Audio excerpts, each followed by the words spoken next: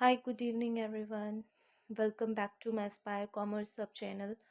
आज मैं आपके लिए लेके आई हूँ क्लास 11th के लिए बेसिक अकाउंटिंग टर्म्स, जो कि हमें फाइनेंशियल अकाउंटिंग करने में जाननी बहुत ही ज़रूरी होती है कि बेसिक अकाउंटिंग टर्म्स को हमें क्यों सीखना है।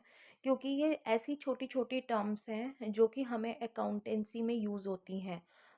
जैसे यदि हम कोई भी अकाउंटिंग क्या होती है, accounting is the language of business. Business की एक तरह की लैंग्वेज है। तो हमें कोई भी लैंग्वेज सीखने से पहले उसके वर्ड्स की नॉलेज होनी चाहिए। इसी तरीके से हमें अकाउंटिंग सीखने से पहले अकाउंटिंग टर्म्स की नॉलेज होनी बहुत ज़रूरी है। आइए लेट लेट अस स्टार्ट कि what are the accounting terms. So number one, we take accounting terminology. Students, what is accounting terminology?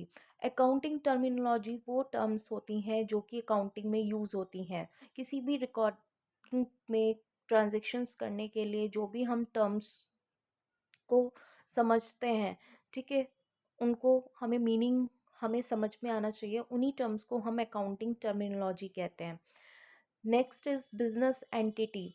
Business entity क्या होता है? Entity means an economic unit which may be a business entity. मान लीजिए आप कोई business start कर रहे हैं और उस बिजनेस का कोई आप नेम रख रहे हैं, तो वो एंटिटी कहलाता है। Third is business transaction. Business transactions क्या होती हैं कि business transaction is an economic activity of the business that changes it's financial position.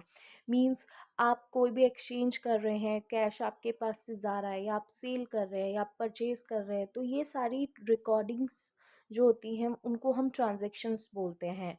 Number fourth is account. An account is a ledger record in a summarized terms of all the transactions that have taken place with a particular person or thing specified. So account क्या होता है कि हम accounting में accounts prepare करते हैं।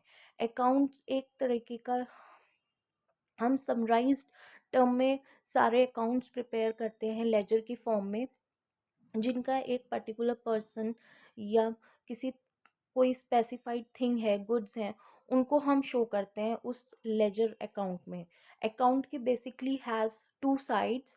One side that is left, जो कि हमारी लेफ्ट हैंड साइड पे होता है, उसको हम डेबिट साइड बोलते हैं।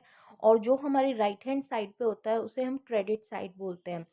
इसको भी हम करेंगे, लेकिन कैसे करेंगे वो हम आगे अपनी नए वीडियो में ज़रूर बताएंगे आपको। Fifth term is capital.